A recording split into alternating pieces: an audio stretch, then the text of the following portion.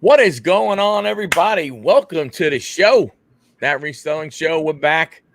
How's everybody going? Hope everybody's having a great day, great evening so far. If you're watching the replay, we're very happy that you are have joined us. You know, Please go ahead. Like this video. Share it if you're watching right now. For anybody to come and join us.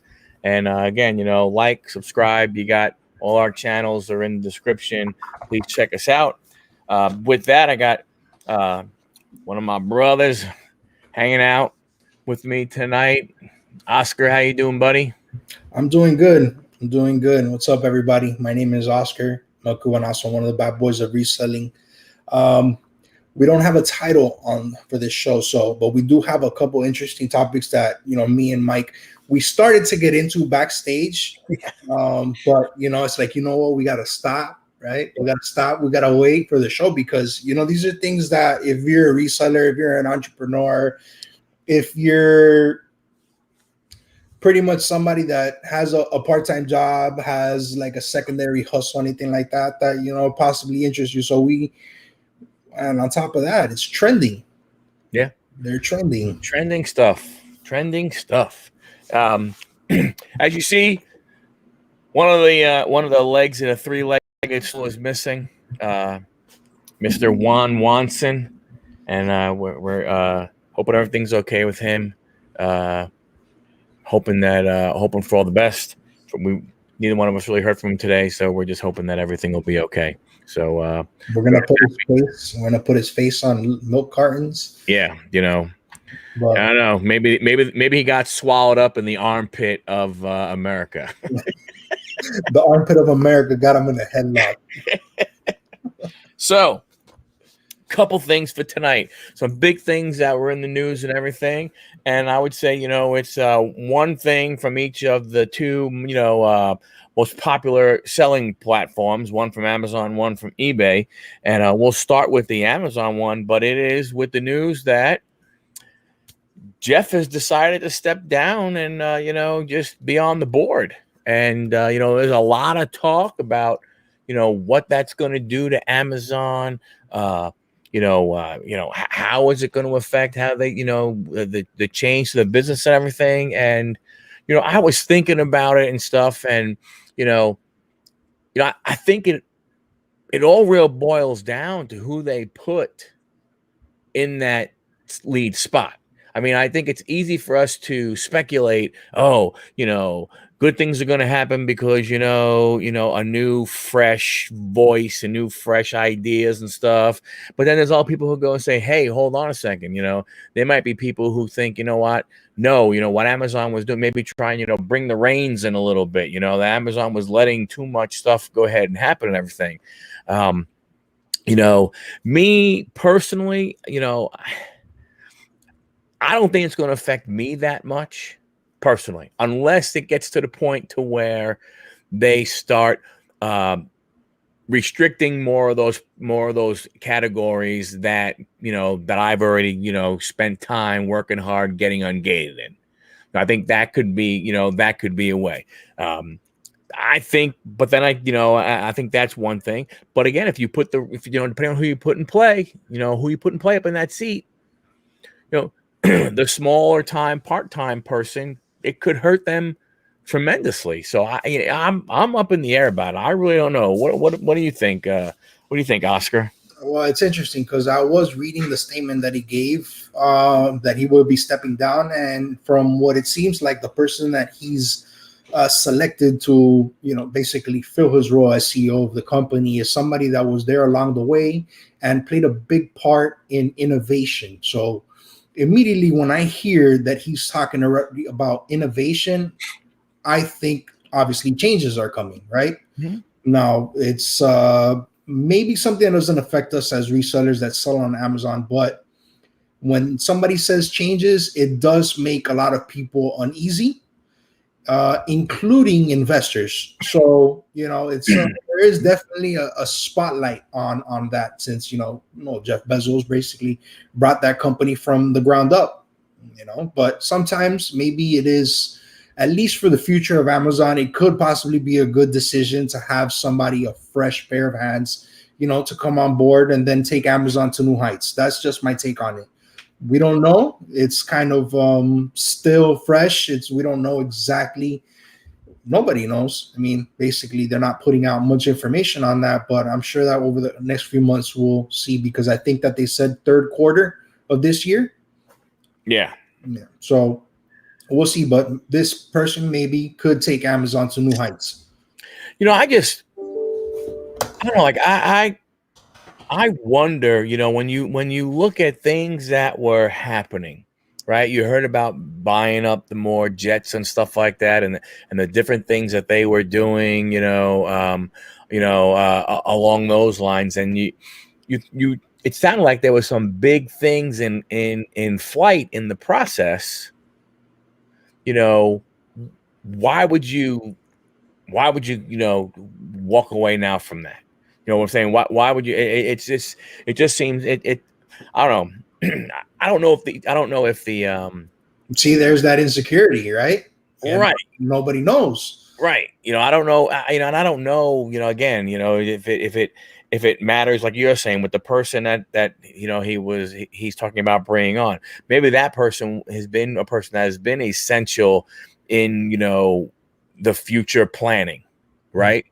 And maybe that person has played a big part of whatever all the things are, that Amazon wants to do. But I don't know. I find it very interesting. I think, when you think about Amazon, you think about innovation, you think about what can they do next. Right. And look, that's definitely something that, he touched on it when he says innovation, so that's kind of what he's hinting at. And then Marie says it's like he's not leaving, he's stepping down.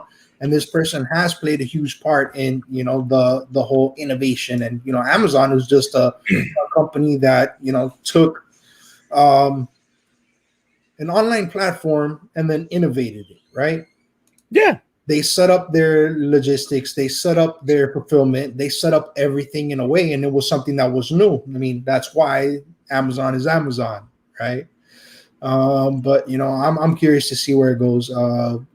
It could be for the best, but there's always going to be that speculation. We don't know.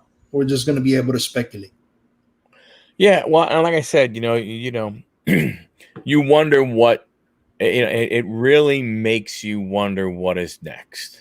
Like what could be the next thing, that Amazon, gets into. Because like when you think about it, when you look at it, I mean, they're really there's in me. I understand. I guess I understand that they are an online, e-commerce company, but I think you're getting to the point to where, they're really becoming a very powerful logistics company. Mm-hmm. And I think maybe maybe that's the next step. Maybe that part of it is that fresh set of eyes of how to go from where they are, as logistics and doing all logistics stuff, to take that to, the next step. I mean, it's like I said, I don't know. I just find it interesting.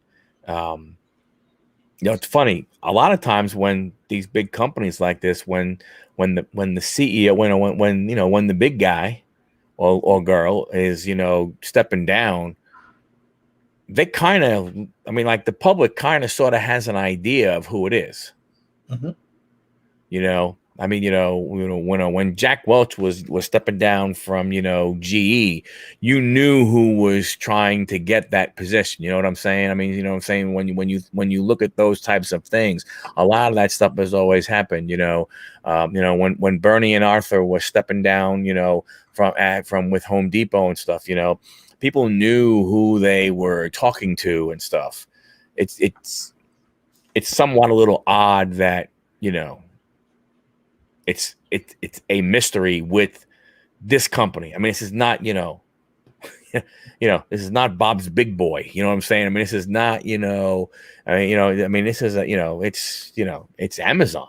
Yeah. Well, the person that he named already. Andy Jassy was the name. Okay, I did not hear that. Yeah, and no, I think he tweeted it. Basically, he just made a statement on that. So Andy Jackson is a person that has been part of the team for a while, and this is why he touched on innovation, right? So, according to his comments, his decision was based off of that, and this person has played a part in the innovation. So we do know who it is that's replacing him in Q3, but what he's going to do with the company, we don't know. I know that Jeff Bezos, he's just not walking away. It's like he's not going anywhere. He's definitely going to still have his hands because Jeff Bezos is Jeff Bezos. Right. But he could be focusing on other parts, maybe logistics. I mean, for years, Amazon has been trying to compete with other big box stores, other retailers, specifically Walmart. They went ahead and they bought Whole Foods in order to be able to compete with grocery. They've done a lot of things. And then Walmart, in the same token, they bought Jet.com so they can compete on the online. So one thing that Walmart has that Amazon does not have is their distribution centers. So Walmart is well positioned across the country to be able to distribute all of their products. They also have several contracts with many different companies. So it could be maybe that this is just pure speculation. It's just my opinion. Is maybe Amazon is trying to move in that direction. Maybe Amazon is going to focus better on their distribution. Maybe Amazon is going to have new distribution centers, new fulfillment, work more on their logistics, or maybe they're going to go in a completely new direction. It's just pure speculation. Well, yeah. I mean, you envision them doing anything with brick and mortar? They've already spoken about their Amazon Go stores, and there are several malls in the United States that already have these small Amazon. They're like little small stores. Yeah. You walk in and you just pick up your package there. So they've already placed their foot on the ground, not just in online space, but now in retail spaces. So because I mean, you make a good point with the footprint of brick and mortar that Walmart has. Mm-hmm. I mean, you really think that, I mean, from just a standpoint of that, if they decide to really, push online more, I mean, you talk about the ability to go ahead and do same day delivery for in stock items that are sold in a Walmart store, with you not having to go ahead and leave your house, not driving there to go ahead and do the back up the car and wait and let them drop it in, but actually just sit in your house and stuff. I mean, they have the ability to do that. It's the only piece of the puzzle that they're missing. If you think about it, if you really think about it, you're able to have items at your door in a matter of hours when you order them. In some cases, in others, no. But that piece of the puzzle is the only one that they're missing. Yeah. I mean, I know, with all the different items that Amazon can offer from an online perspective, same type of thing of getting it right away, where obviously, if you're a Walmart store, you're limited to what you have in that physical location, but when you look at how many of them there are, I mean, not everywhere, but especially, major metropolitan areas where you are, where I am, I mean, the number of Walmart stores in a 15-20 mile radius, I mean, it's ridiculous how many there are. Yeah. And let me just put something out there, right? Like, who remembers service merchandise? Consumers. Service merchandise was an amazing store, in my opinion. I mean, I love that store. I was a kid, walk in the store, you fill out your order, and your order comes out on a little tiny conveyor belt, right? Imagine that, but you do that on your phone, right? So who knows? It's anything is possible. Yeah. Walmart better step up their delivery. People literally throw the boxes over the fence and onto the porch. Yeah, but again, you're right, Marie. You're 100% correct. That's what I'm saying. Though, but if they fine tune that piece, again, not talking about the guy who wants, Walmart offers a large amount of stuff in their stores. And the funny thing is when you go into more rural areas, they actually even offer more stuff because they're like the only game in town, but when you think about it from a standpoint of, whether it might be, I don't care. You want a Bluetooth speaker. Yeah, you may not have as many options as, you're going to get on Amazon. And if you went into your Walmart, but I could, if they got to the point where I could order it at 1:00 and all of a sudden I hit, 45 minutes later, ding dong, the bell rings and I walk out there and there's a Walmart box sitting there and it's my, Bluetooth speaker. I might be willing to go ahead, and buy the, I don't know, the Sylvania one, rather than the Bose one, or what I'm saying, along those lines. I mean, I might be willing to do that kind of stuff. Yeah. That them offering, them offering that piece. So I don't know. That's why I wonder, because there was some talk about that, rumblings and stuff along those lines just before, Jeff stepped down, and I was wondering if, like you were saying, is the new person, when you say innovation, is it that direction? Is it to take that next step? Because when you think about it, it's one of the few pieces left is to improve delivery.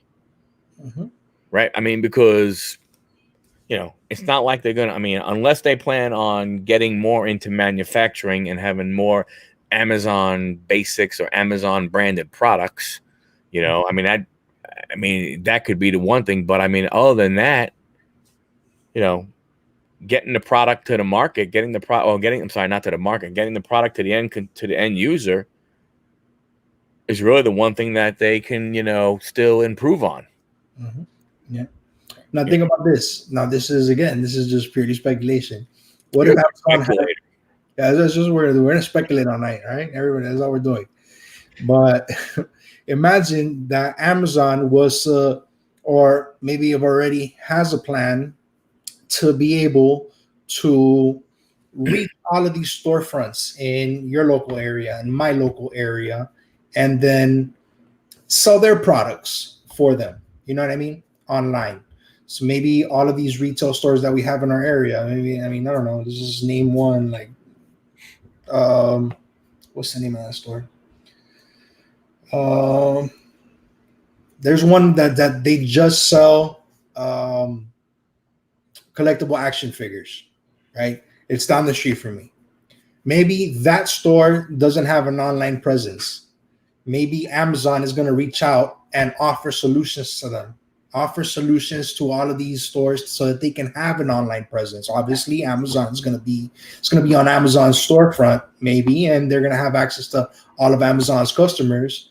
And, maybe they'll go ahead and they'll set up a way to get that product from the store and delivered to their consumer. Maybe in a similar way that they have when you purchase from Whole Foods. You know what I mean? Somebody comes and brings you your food. Somebody one is going to order, is going to go in and pick up your action figure and deliver it to your store. Who knows? Yeah, the possibilities with innovation is, you hate to say endless, but there are plenty of things that they can, try and do. And I think, they have an advantage when it comes to certain things because they have the ability to try something to a certain region, to a certain level, and then decide whether or not, it could go forward or not, and it won't hurt them overall. You know what I'm saying? It's like, if a brick and mortar retailer tries a certain thing and they try and roll it out too fast, and that has, a big effect on it, right? But Amazon can try something, in a market, in a Seattle market, in a Dallas market, in a New York, whatever it may be, and try something, and it's still because of the way their business is, they can kind of isolate that in a way to where it shouldn't have a huge effect on the entire business. And maybe that's some of the things they're looking at. I do think, or his wife grounded him. Yeah, that could be with Johnny. That's definitely about Johnny.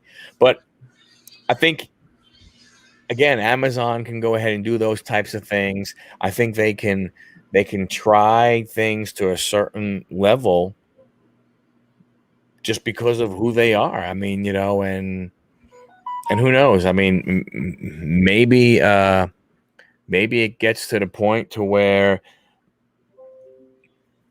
they do a whole bunch of stuff, and they try a bunch of different things, and see what sticks to the wall. Throw it on there, see if it sticks to the wall. Hey, let's try this one. Let's try a little bit bigger. Let's try this other thing. It's very interesting. Like I said, the innovation piece.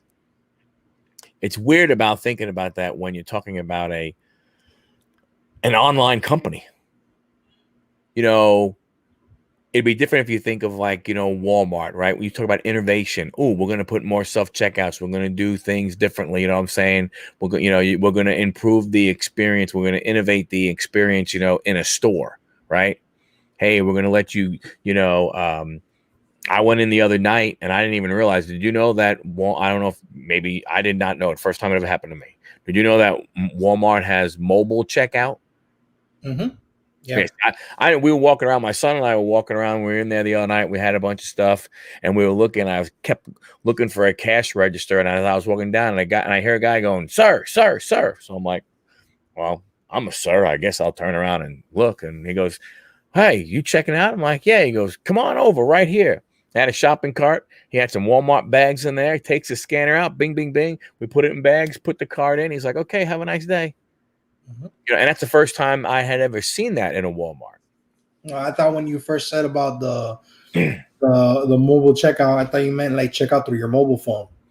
No. I meant this was a guy. This was a cashier, I assume, walking around with a shopping cart and a handheld, and Walmart bags in a shopping cart. Mm-hmm. Yeah, right in the middle of the aisle. We were standing right there, never front end and everything. He's like, "All right, have a nice day." I'm like, "Okay, thanks, bye." That I'm saying, when you think of innovation, you think of that type of thing from a brick and mortar. It was a handheld, Craig. It was a handheld, and then it was they had a little chip reader. Put my card in the chip reader and went through the credit card. No issue, boom, 1, 2, 3. I mean it, and then they email or text the receipt to you, whichever one you want. That's the only thing they didn't have. They didn't have a printed receipt. But I don't care. I mean, I email it to me. I come home, I print it out. There you go. I got it for my records. Yeah.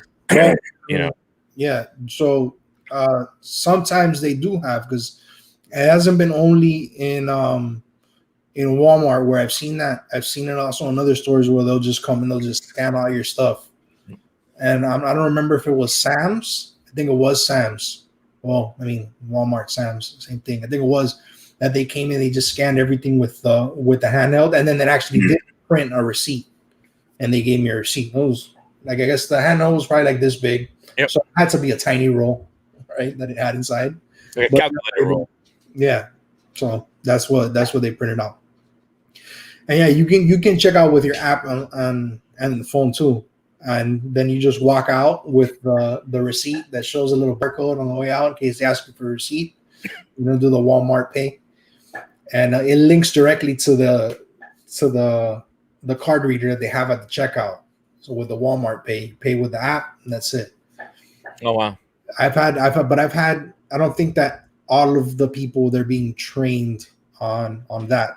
Yeah. Because I've had I've been checking out before, and then I've had the lady just looking at me while I'm waiting for her to, accept the charge. They didn't know that I was paying through the app. I told them I just paid through the app. We had to do it twice. Yeah, see, Home Depot, when I was there, we had something called Line Buster. So it was a handheld, and basically you got a little uh like a little credit card, but not well, you got a card with a barcode on the back, right? Mm-hmm. And if I was the person working the Line Buster, I would scan that card. I'd scan everything in your shopping cart, right? You'd be sitting there, and then I would scan the card again and give you the card. And when you walk up to the register, you're basically there. All you do is hand the cashier that card. They scan it, or you see your whole order goes ahead and pops up on the screen, and you just tender and you're done. And you walk out.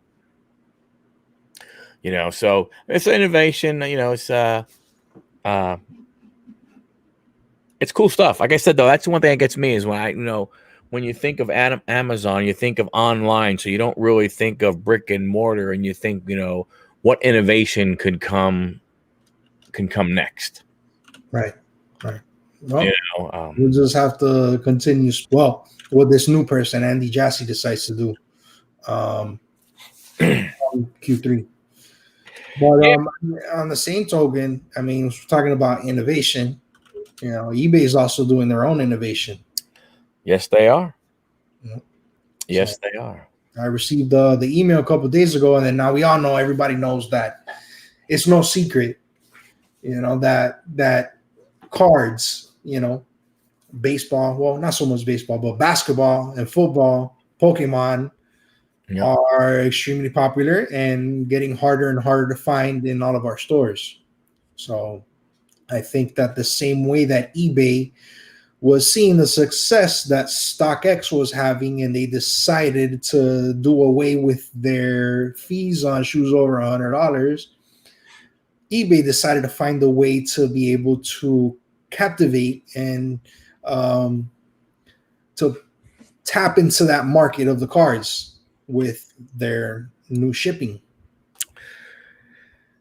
Yeah, it's interesting. I mean, so if you're unfamiliar, they basically have this new thing called eBay Standard Envelope, and there's certain rules behind it when it comes to shipping, trading cards, but the biggest thing that we as sellers always had, because and it was directly tied in with eBay, it was that big push to become top rated seller. And you had those levels you had to meet, and one of those was tracking. Having tracking on your packages and everything. And where card sellers, whether you're an experienced one or whether you're like a lot of us just getting into that now, it became very costly because a lot of people who didn't care about that, and a lot of card sellers were selling these cards for $1, $2, and it would be free economy shipping, as they would call it, or 55-cent shipping. And basically what that means is they're basically taking the card you bought and they were putting it in a plain old white envelope, slapping a stamp on it, and mailing it to you.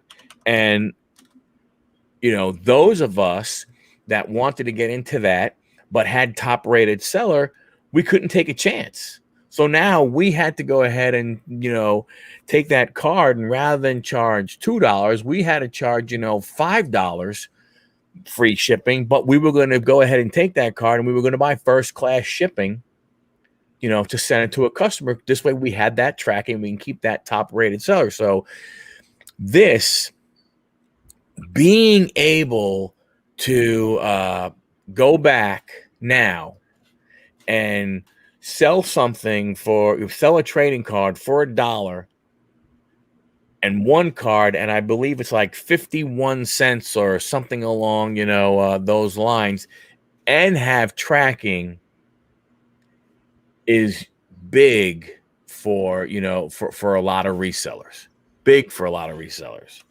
Yeah, definitely. I think that they have now the 3 tiers, depending on you're shipping 1 ounce, 2 ounce, or 3 ounce. So the price is anywhere up to I think it was what 92 cents, but just having tracking on it is a complete game changer. Now, I think that I did the test once when I got a Ricky Henderson card, and I think I paid what like $1.29 for it, Yeah. just to see how it arrived. And that's how it arrived. It arrived in a regular envelope, Yeah. right? It was just a regular plain white envelope with a first class stamp on it, and they put it in the mail.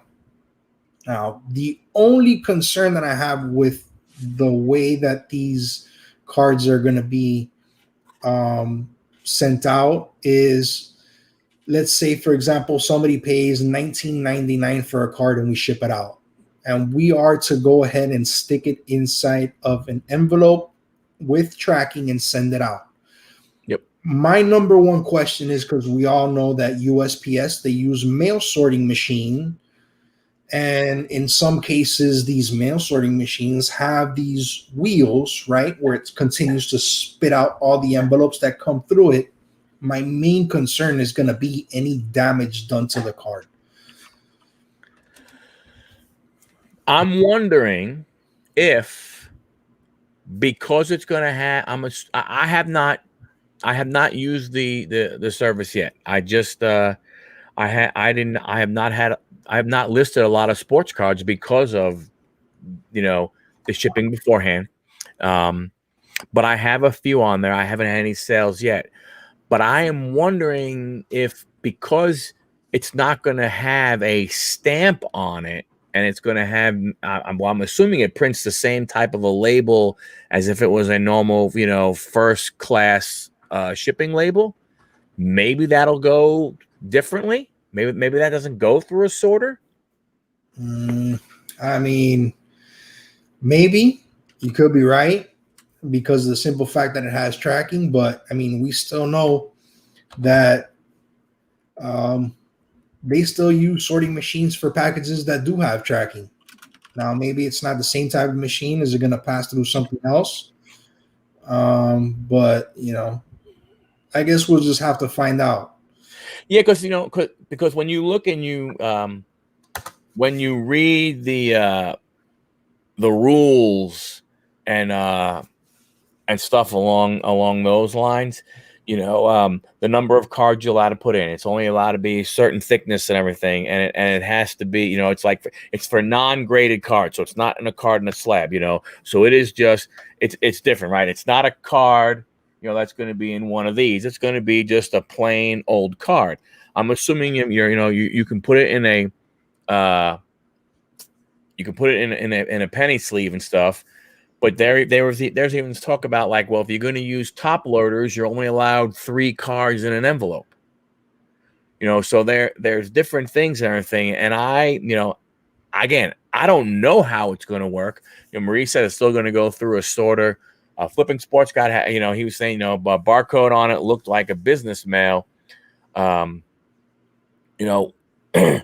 have to see. I mean, I don't know. I mean, it's going to be very interesting. I almost want to, I'm going to hopefully go look and, I'm going to go look for a card of a player that I want, a common card, and hopefully somebody that I want to buy it from has that option, because I'd like to see how it comes, But I do think Sports Guy, Flipping Sports Guy, he made a good comment where he's saying that, he thought the threshold should be lower. And I don't disagree with him. I mean, if I spend, $19.90, the threshold is $20. But if I spend, $18, $19 on a card, I hope it comes a little bit protected. I hope it comes with, in a top loader between some cardboard and stuff like that. But that won't pass because the envelope can't be any thicker than 1/4 of an inch. Right. So what I was thinking is I was going to get the those it's not cardboard, but I guess you can say it's cardstock envelopes. Yes. And I don't know if that's something that is gonna, well, I mean, it's gonna be better than putting in the regular paper envelopes, that's for sure. Yep. But I don't know if that, let's say I have it in a top loader and I put it inside one of those cardboard or cardstock envelopes, if that's gonna be already too thick or whatnot. But Well, I don't know. I don't think it will, because they did say that. I mean, it can be a quarter of an inch. So you got to figure those envelopes plus a top loader, not a. I mean, a top loader should be fairly thin. So we can put a single wall corrugated on each side and probably be able to pass. Yeah, I think I think that's probably about, what you can do and everything, but I think, so what does John just, it's worth it to test it, send out 10 or 20 to people, just to see what percentage show up tracked properly. That's that's a really good point there. And I think it's going to be interesting. I think, it like I said, the big thing that I look at from a standpoint of is, you had a lot of people when, like with me, I know some of the cards I had on there, I had a price a little high. Yes, I was offering free shipping, but mine was going to go in a padded envelope. It was going to go between some cardboard, right? And it was good because I was going to have tracking, so now, now it'll be interesting because you won't have to go, you won't have to do it, but ultimately, we have to hope, Oscar. We have to hope that that there are going to be people who don't go ahead and try and circumvent and screw the system to where eBay then is like, you know what, it's not worth it or anything along those lines. Because I think that's where it that's the potential for it. That's going to be the potential for it. I don't know if eBay is basically having it behind the scenes to where that option will only come up if it's in the sports card or trading card category. You know what I'm saying? I don't know about that part. I haven't tested it to see if it would let me choose it for something else. But I think that I think they did say that it's just for that category for now. Right. So in the email that I received, it said that right now. So we're gonna have the eBay standard envelope in this category for now, maximum of up to $20. It'll pop up. Anything above $20, that's it. It's no longer there. So I guess it is they're trying new things, and I think it's great because they are working together with USPS on this. So it could be the beginning of maybe a lot of other different kinds of services in the future with USPS. We're talking about innovation here. Yeah. So who knows where this can go? Hey, what stops them from somehow maybe getting the same type of deal, maybe in a way like Poshmark has with the USPS? Maybe they can come up with maybe they can come up with certain things. Justin makes a great point. Why not ephemera? Why not postcards? If I'm going to mail a postcard, why shouldn't I mean, and I think and Justin, to what your point is, that I think you're right, and I think if you look, that's why the envelope sizes are where they are. I think that's why they looked at that maximum size envelope. That's a really good because point. you think about it, that's going to be very easy to step right into postcards. Mm-hmm.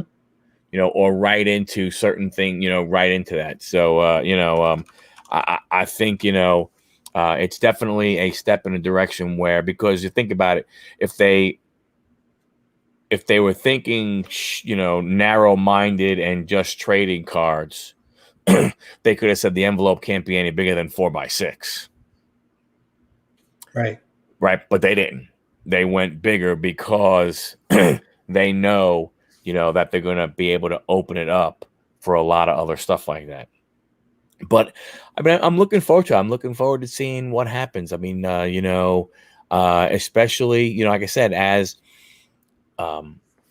people do, because I know me, I would probably, honestly, I would say in the last year and a half, I have probably had to get refunded on probably 4 or 5 baseball cards that I bought that were, just mailed in a plain white envelope that never made it.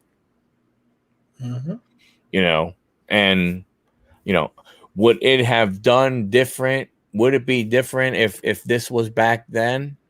I don't know, but I mean, I just, I think the chances are maybe it would have.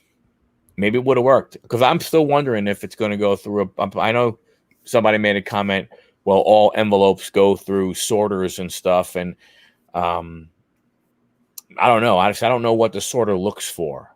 I've never worked in a post office before, so I don't know, when you put it in a sorter, what is it looking for? Is there a different sorter for a business, for an envelope that has a barcode on it versus an envelope that has a stamp on it? That's 2 different types of deliveries we're talking about. The regular first class mail. Man, right? where's Joey or CJ when you need them? Damn them. Yes. There's no question. Somebody go over there and leave comments all over Joey's video. Like, yo, we all have a question. We want to know what type of different sorting machines do you guys have. Yeah. Joey, get over to that reselling show. We need help, damn you. But it's a good question. I think that maybe the ones that don't have that barcode are gonna shipping speed, right? So shipping speed. What kind of shipping speed is it going to be? So you're going to have the ones that go on a stamp that take, they send it by, what is it, by horse, right? It's like Pony carrier pigeon and horse. Yeah, carrier pigeons and horses, right? So we got that one. And then we have, first class, and you got priority. What shipping speed are these going to go? So they would have to sort them differently if they have different speeds. These are all questions that I have. I don't know if anybody, maybe somebody in the chat knows a little bit more about that. If the speeds that they have, somebody that has experience that already shared, that they could share that, did they already ship out something using this new service? How long did it take to arrive? Paul said he did, if I remember correctly. Up in the chat, Paul said, where was it? Sorry, looking. Flipping Porsche guy, I could have sworn it.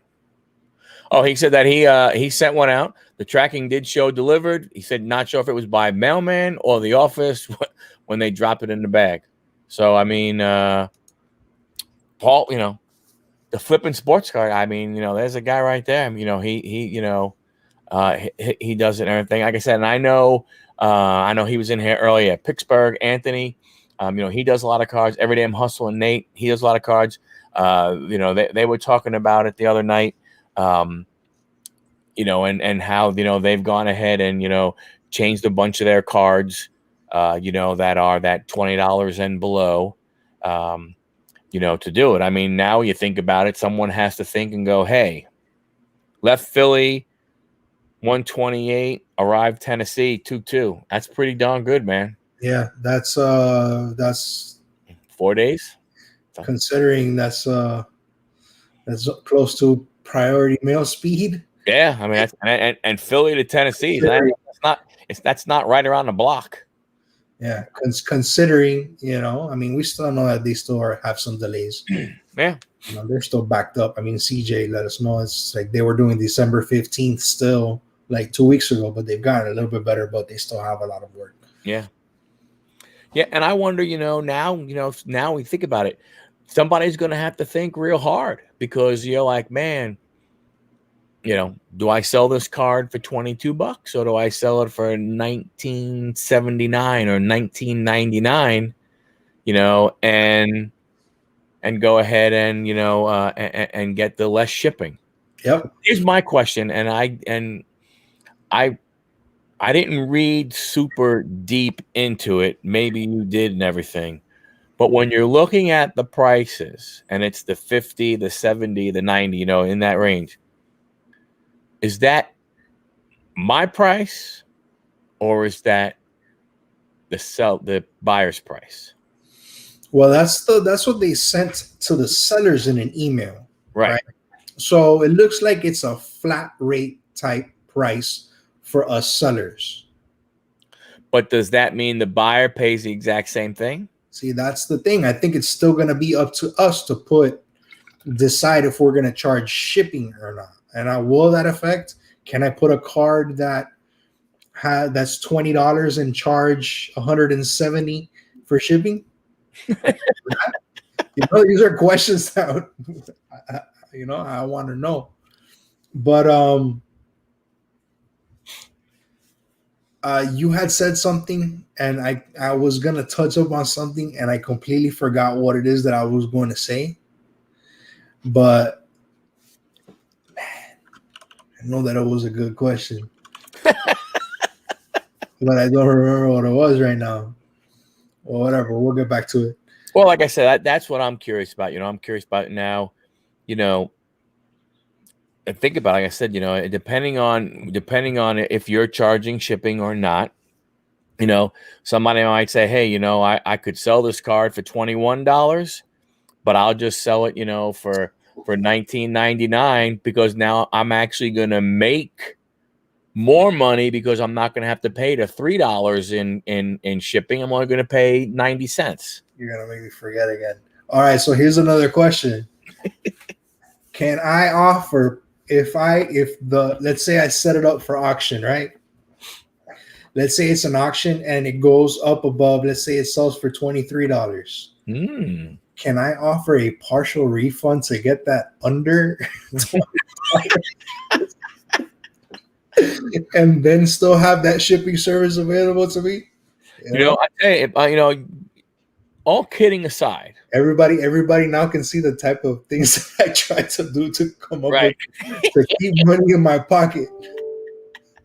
No, but it makes a good point because I don't remember. I mean, like I said, I read through, but I did not, look at I did not look at all the fine print and read all the way through. I read through, just going through, grabbing the highlights and watching a couple of videos. People talk about it. Nobody said that it's only buy it now. Mm-hmm. It would have to be, though.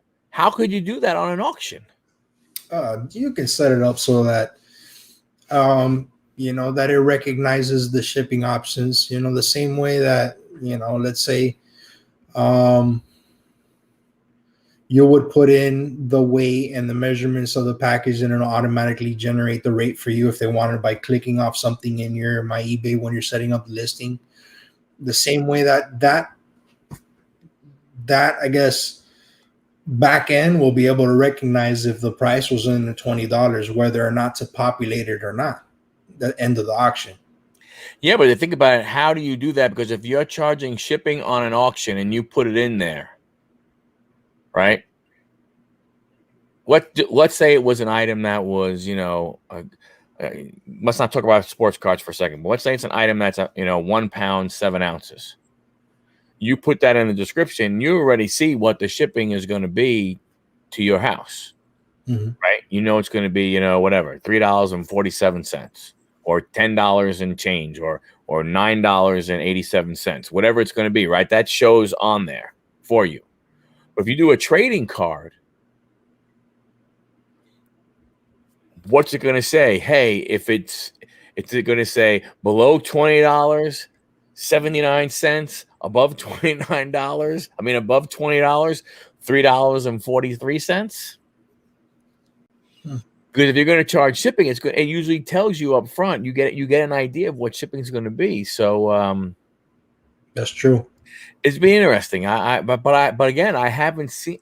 It might be in there, and I don't know if I doubt he's still in here. I don't know if Anthony Pittsburgh is here, or even we're gonna have to do a couple tests, right? We'll do some tests. We're gonna have to do a couple tests. Look, put a card, sell a card, see what happens. Let me see. Here's what you do. Hey, take one of those Zions, do a special listing just for me. No, I'm gonna put a 1994 Chipper Jones Braves. Topps finest. Yeah. No, it's Bowman.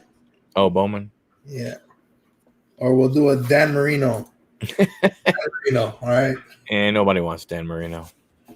Yo, Dan Marino is a legend down here. You don't I'm know what you're sure saying. Dan Marino probably would never has to pay for a meal in Miami. Never.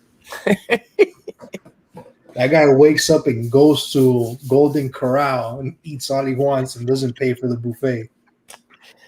No, but it'll be interesting to see how this changes. You know, again, I think what it does is it opens up. Well, I think number one, it opens this whole thing opens up a whole nother area for a bunch of people. Again, from a shipping standpoint, people. I mean, because I'll do the same thing. Like I look for cards and everything, and it's the same type of thing. I'll see a card, $1.25, $4.20 shipping. Mm-hmm. I'm like, crap, I don't want to pay over $5 for that card. No. You know what I'm saying? So I think it definitely opens up a lot there. I think it'll get more people, I think that they did that with that in mind. They did that in mind because they've seen the new hype. And I mean, we got to admit, it was Gary Vee and a lot of other people that brought back the attention. It was two people. It was three people. All right. It was Gary Vee, it was Anthony Pittsburgh, and it was Nate. Yes. Those three, all right, brought back, the hype around the trading cards again. And, I think that eBay saw that and they wanted to be able to tap into that because we're talking about trading. It's not always going to be trade for trade. We're talking about trading cards for money. So they have a lot of new people that are in the hobby, a lot of people that are, now into trading cards. And now we got Pokemon going crazy and they wanted to be able to get in on that. So on these new people that are getting into it now, and it's dads with their sons, that are opening up packs of cards again, and then they've revived it. So they wanted to be able to tap into that market. Yeah. And, this is the way that they're going to be doing it. I mean, you're not going to see me listing a trading card on Mercari, Correct. I'll do it on Amazon because Amazon, I know that I'm going to get a lot more money for it on Amazon than I am on eBay. But, even StockX, you've seen Project 2020 is now all over StockX. They're on there. Project 2020, so, but you're going to have to pay up for that shipping. Yeah. And I think that, I mean, like I said, when we said, earlier, I mean, it's a great opportunity for people. I think, I just wonder if they looked at it from a management type standpoint, from having to worry about accounts, right? Because how many people did you hear about who did not want to jeopardize their top rated seller, so they opened up a second account on eBay and didn't care? This is the one I put all my cheap cards on it, and I think eBay looked at it and was saying, "Wow, you're putting all your cheap cards there. You're not necessarily getting a store. You're not doing all these other things and stuff, and it's not going to get seen. You're not doing all the other little things that you could do to get money, right? Because you can't promote listings if you don't have a store.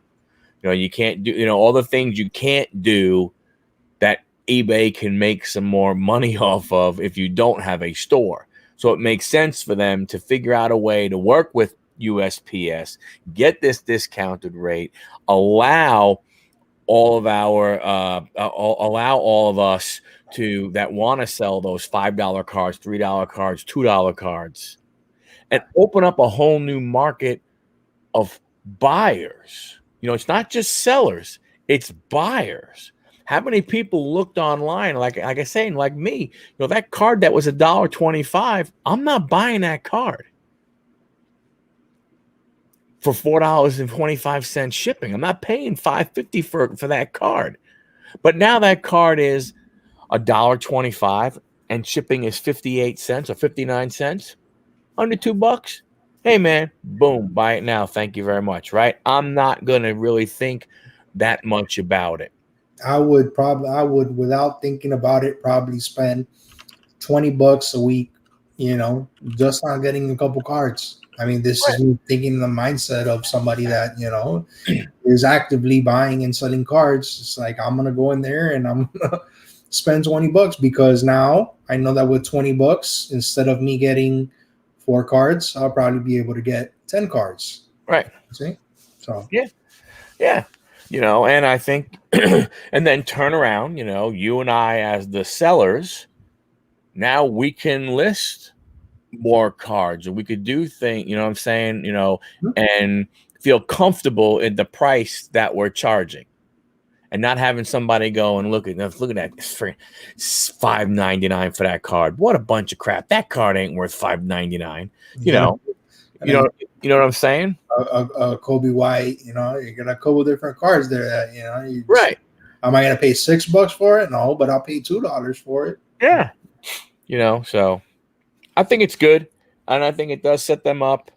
Like someone said earlier in the chat, for ephemera, I definitely can see that coming next. It makes sense that postcards, at least, or pictures or something like that.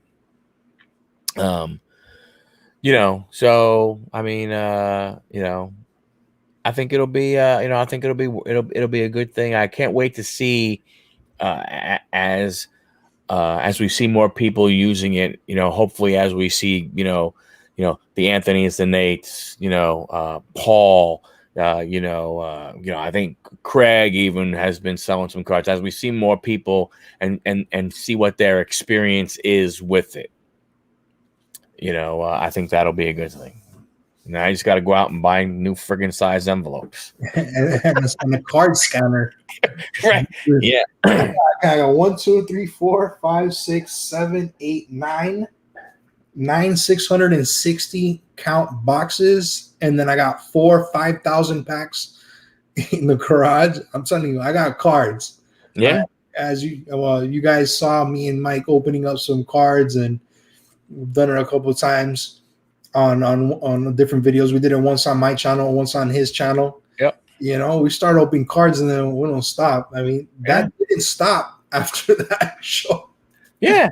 No. Look, my own. You mentioned a card scanner. I know we're getting away from what we're talking, but I wonder. Pokemon. I found them. You got to catch them all. Look at this. Are those packs of Pokemon? Yeah. Nice. Vivid Voltage. Oh, nice. So I'm not selling these. I'm gonna open them, each and every single one of them. Yeah. But I think you mentioned the card scanner. I just wonder. My only fear of that, but I guess if you're talking about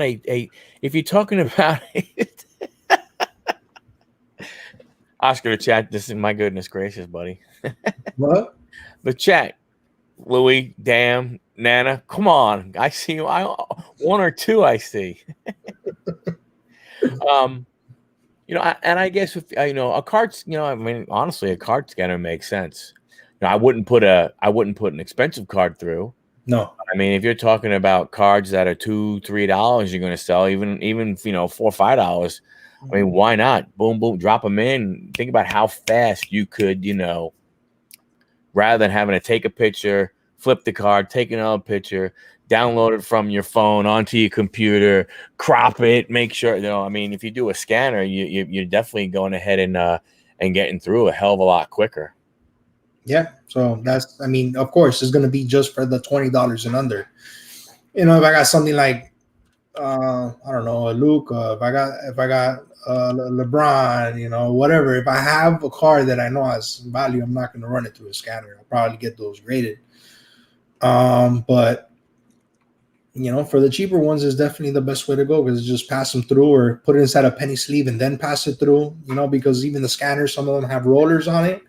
But there are a couple of them that people do recommend, that people do use. The best card scanners I was looking up. And I think one of the best ones was a Brother, right? It was a Brother card scanner that supposedly that's the one that had the best reviews because it doesn't damage the cards going through it, But, it's just to be able to pump them out, because nobody wants to spend all that time to list 9 boxes of 660 cards. You know what I mean? Yeah. So, just knock them out. Well, and Dusty showed one, Alabama Pickers.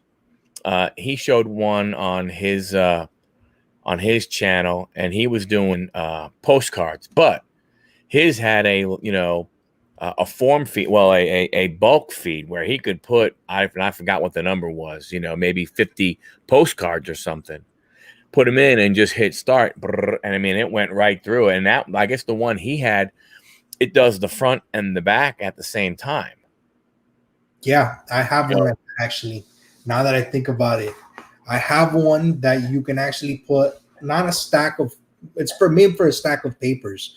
Yeah, but it's touch screen, and I think it's a Canon, right? But you slide it in one time, and it scans front and back. Yeah, and it works off of your network. So you can hook it up to your home network, and there you go, front and back on your screen. Yeah, that I mean, quite honestly, like I mean, it probably is once if it starts working out to where this is really going ahead and taking off, and this new standard envelope, and a lot of people are getting into it, and it opens up the market for a lot more cards. I mean, that scanner really would be. You talk about a time saver. And we got to innovate, right? We're talking about innovation. You got to change. You got to change the title of this show that it says. Yeah. To innovation after it's done, because that's basically what we've talked about all night. And we got the same thing. Hey, resellers, we got to do the same thing. We got to innovate. We got to bring we got to modernize our process, our business. So well, yeah, we are. I mean, we go ahead and you have to innovate because you got to get stuff in front of people's eyes as fast as you can, as much as you can. Mm-hmm. I mean, and you definitely have to do that. Boris and Natasha, should I do individually or a lot? And he's talking about garbage pail kids cards. Did go ahead and do the LOL, but I'm thinking that from that standpoint, honestly, I think I look at cards no matter what kind of cards it is. I don't care if it's Pokemon, football, baseball, any kind of thing like that. There are certain cards that you have to list individually, and the only way to know that is by just taking quick looks at them. And there are others that you have to lot up just because the value of an individual card is not there. I'm not 100% familiar with garbage pail kids, but for instance, if you have series 1 through 5, you're gonna want to split those up. Yeah. And I don't know if they do variations or things like that, but that's one of those types of things you look at, like with a baseball card or a football card or a basketball card. You may have the same player, and that same player has 3 or 4 cards out. Well, if it's not one of the top player, if it's a mid-range player, that player, you want to group those 4 or 5 cards together because it makes it more appealing to the purchaser of going, wow, I could get 5 of that one player that I like rather than only getting 1. So, so from that standpoint, that's how I would look at that. I mean, there are certain ones, and once you start to look, you'll get to know, and you'll know whether or not, hey, these I should bundle, these I should, sell individually, from that standpoint. Half of series 1 and probably 70% of series 2 to 5. Most 5 aren't. Wow. Yeah, series 1, there's quite a couple cards that are worth very good amount of money if they're in the right condition. I know that when I was with Alex, I was lucky enough to be able to get series 1 through 5. It's a big binder, all of them in the sleeves. Series 1 through 5 for $24. Now, how old are series 1 through 5? 83 through 86. So different, right? So because you can find them out in stores today. They're by Topps is doing them, and Topps, I think they have regular and they have chrome. Like you really need chrome garbage pail kids cards. I mean, Hey, they probably look awesome. sure, sure.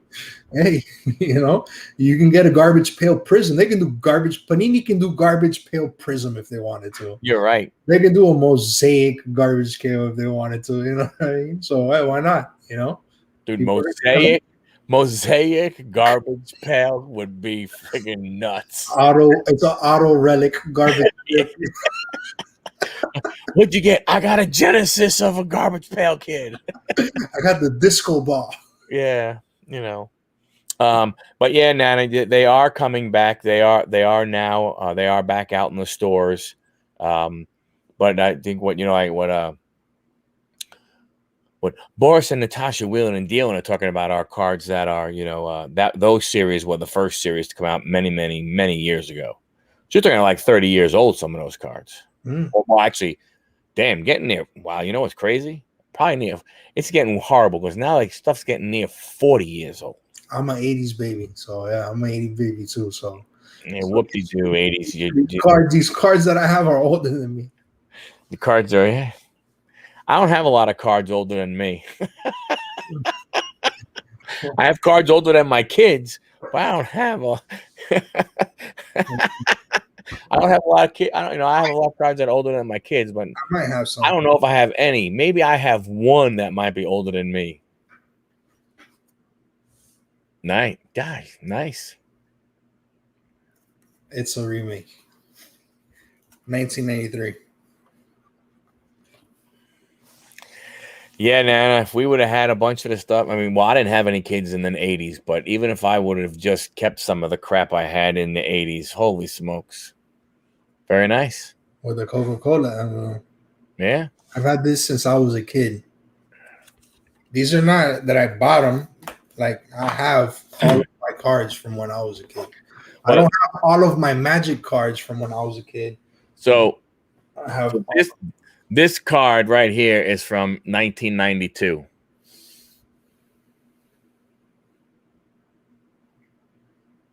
Is that a rookie? No, he was old at that point in time. No. A second year card? That's yeah. That was my That was my 28-year-old rookie card. I am going to get that graded, actually. It's funny you say that. I'm actually going to send it in. I was just trying to figure out. I don't want to do GMA, but I don't know if I want to do PSA with it. But I'm definitely going to send it in somewhere and get it graded. But the sports cards. It's it all boils into, and when you look at so many things that are changing, so many the trends, the innovations that are happening. Whether it be in the card market and the way you invest in cards now has changed. You talk about innovation. We're talking about all kinds of crazy stuff. But I don't know if you've heard. Have you heard of the new grading company HCA? They do 100% computer grading. When you send the cards into them, the cards get scanned by a computer and come up with the grade. Oh no! I don't know about that, because it's gotta be an 11 gem mint for a computer to grade that card and call it a 10. Yeah, I don't know about $35 a card. Wow. Well, what is that going to do to the value of the card if it's computer graded? So they're so new. You guys are babies. Yeah, okay, Louis. It's so new that last time I looked a few days ago on eBay, and I hadn't seen any listed from them yet. But I saw one guy on a video send in. He sent in 5 cards, and 5 cards was what? I think he was doing the faster version, which I think was $50 a card. You're $50 on grading cards, right? Yeah, they have like a super turnaround, they have a 2-day turnaround, which I think is like $100 a card. Now, why you'd want to do that, I don't know. But what they're doing is I'm just curious to see what it does to the value of the card. Yes, if you list it after being graded, computer graded. That's Right. If you take that same card and that you put that one in a BGS holder, a PSA holder, and this HCA holder, I still want. I'm with you. I wonder what the price is going to be, across the board. Now, the one thing that they have done different than the other grading card companies is they only allow a certain number of cards per week. That's how they're able to. That's how they have determined the best way to stick to their time frames until they open up another plant. And you know what? That right there is something that's gonna have to give. Is probably gonna give everybody else a run for their money. You know? Yeah. Yeah. Because I mean, if you have everybody that's grading cards, you have all of these people that are grading cards, and then they have all this overflow work. How much faster can the computer grade the card? We were talking about kiosks earlier. Right? Yeah. We're talking about kiosks. Mm-hmm. Have card grading kiosks in a giant warehouse, just grading all the cards that come in. Right. And you're thinking about yeah. And then you have somebody like me standing behind the machine that grades them, like if it was a card scanner, just popping the cards for them to scan them. No, you're right. I mean, you are 100% correct. And I think that, that's why they can go ahead and stick to those time frames, because you get a card in, I mean, the turnaround time of 5 days, by the time they get it, they probably look at it, they throw it in the thing. I mean, they're probably just, adding that in there. But it's, again, more innovation. It's amazing how, the different industries, spawn that innovation to go ahead and occur and come, but to your point, here's the thing, a PSA and a BGS, the two big dogs who've been doing this for a very, very long time, why wouldn't they have looked at it? Maybe they have, but I mean, how would they see it's not worth it? I don't know. I mean, why didn't eBay see the whole part of having their own logistics set up? Why didn't they do it? Because then came Amazon and capitalized on that market and, pretty much took over. Who knows?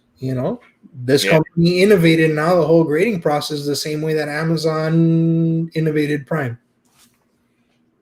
True. And everybody wants freaking free shipping. Yep. Louie and Nana, I appreciate it, but I'm going to tell you right now, don't let this baby face think you that I'm not an old man. When John, Oscar, and I go ahead and we all get together, I'm still I'm the old guy. I'm closer to retirement than these guys are. These guys got plenty of tread on the tires. I grew the beard to make myself look older. That's it. Trust me, if I shave this, I look like a baby. No, but hey,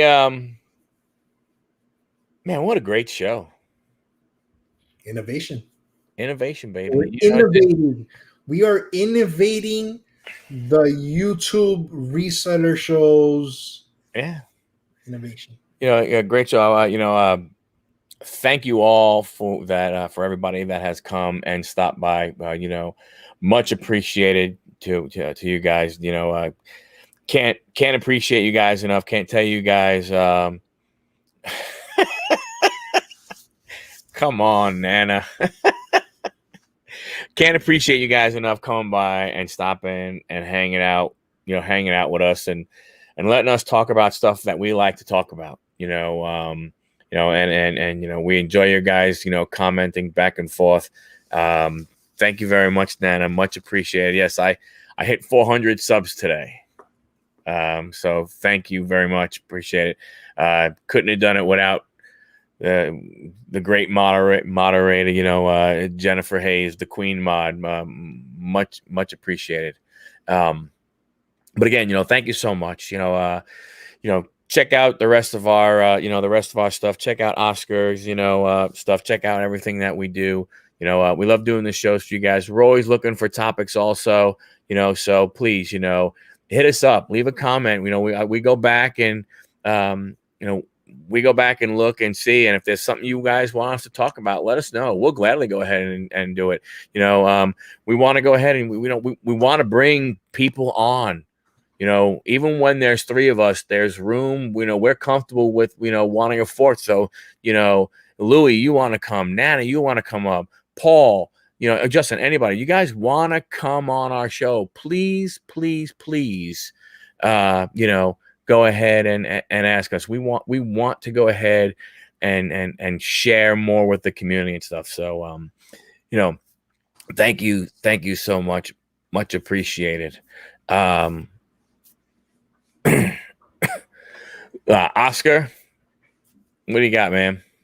I have got 9 boxes of 660 cards that I'm putting through a card scanner. But no, I'd like to also just thank everybody for hanging out with us. It's always awesome to have all of you guys and gals here in the chat with us. It really makes it worth it, right? The reason that I enjoy doing YouTube, you guys can see I haven't posted up videos in a long time. It's basically for this, right? The engagement, the interaction with everybody in the chat, and my buddy Mike here, and then John, which we're gonna put his face out on a milk cart and see if we locate it, or we're gonna hire a private investigator or something along those lines. But I'm sure he'll be on with us next week. This week, and check us out on Saturday. The Bad Boys are reselling 9 p.m. on Fat Man the Flippers channel. We're probably gonna go ahead and keep it on his channel. We don't want bouncing off all over the place. It's that much easier. Yeah. But it's funny. I'll say this. You talk about the cards you have. I have a very good friend of mine from Long Island, from high school and everything, sent me not one but 2 large flat rate boxes filled with cards, like 40-something pounds of cards. So with that, again, thank you very much. Appreciate each and every one of you. We will see you, check out what's going on. The community is, it's a great community. If you're up in the morning, go ahead, and hit some of the people that he shows in the morning. Cajun Reseller has his show. A lot of people have theirs. Don't forget, Nana's show. Louis does his thing with Cali Reseller. Luis, they got an auction on Tuesday nights. Jennifer, check out her Etsy store and all that kind of stuff. And share the love. There's plenty of people, in the chat. Let's help each other out. Let's make each other better. Let's keep sharing. There's plenty of room at the table for all of us to go ahead and have fun and do well. So thank you very much. There you go, right there. Love it. Adventures with Victoria, 7:30 a.m. Woo! Appreciate it. Fat Man and Flip, all these guys. So with all of that, once again, thank you very much. Appreciate you guys. Oscar, I guess we'll probably be on your channel next week. Yeah, we'll be with Oscar. Much appreciated. Much love to everybody. Peace. We will catch you guys at the next That Reselling show.